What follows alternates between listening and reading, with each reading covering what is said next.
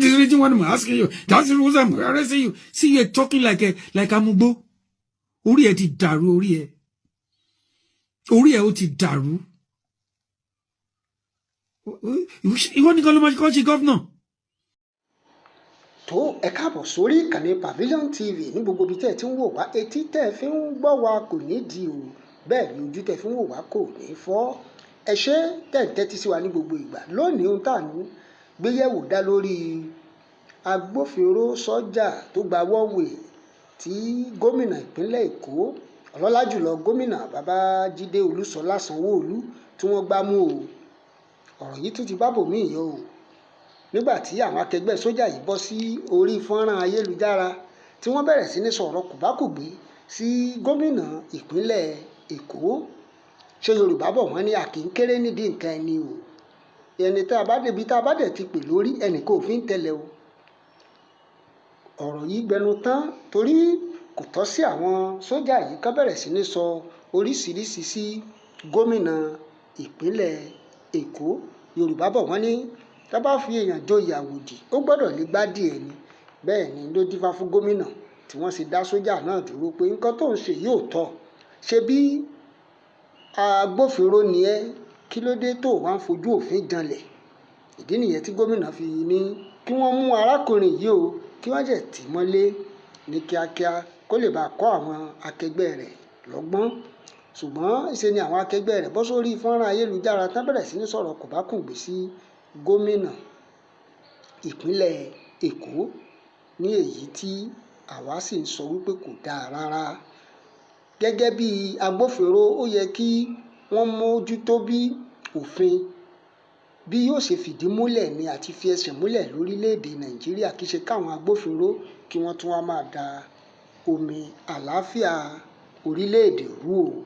Àwa ò fọwọ́ sí gbogbo irú ìwà báyìí ní orí ìkànnì yìí. Ìdí nìyẹn tí a fi mú wá fún gbogbo ẹ̀yin olùgbọ́ wa tẹ́ mọ̀rọ̀ gbọ́ pé ẹ gbọ́ o, ṣé nǹkan tí àwọn sójà yìí ṣe ṣó dára tó?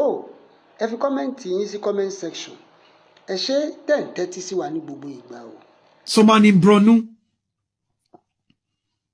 Christmas Day, people were killing Bokos. None of you say anything. But a soldier that did a mistake by climbing Okada that go through the wrong way. And he was begging you. Let me cast your mind back, Mr. Governor. Fashola was a governor before you. He arrested a colonel, a redneck in Nigerian army, for passing the bus lane. He did it with a humility as a man who is well educated, not a tot like you. Everybody deserves second chance. You should have told that guy, oh, you are an officer, you should know better. Okay, don't do it again. I want to know Nigboro Eko, don't die Ekoru. They destroy Lagos. Oh, arrest him. Oh, arrest him, rara. Soja ló arrest and you ló kakasoke. Kílódé. You should be ashamed of yourself, Sanwo. But let me remind you, your 4 years will soon be finished now. Do whatever you like. Torment people of Lagos State. Where's my own governor today? Where's Akeredolu today? You should be ashamed of yourself, Sanwo. You should be ashamed of yourself. Nigerian soldiers are all over the world. We are in UN. We are everywhere. We're serving the nation to make the country proud. People die in Sambisa Forest. People die in Bronu. People die in Plateau. Everywhere, soldiers are being killed. And the same soldier, I don't blame you at all. If a dirty, bloody civilian like you, because you are chief executive of a state, you are above the law yourself. How many times have you gone through the wrong way? How many times have you gone through the one way in Lagos? So you are above the law, right? A young soldier. Check him.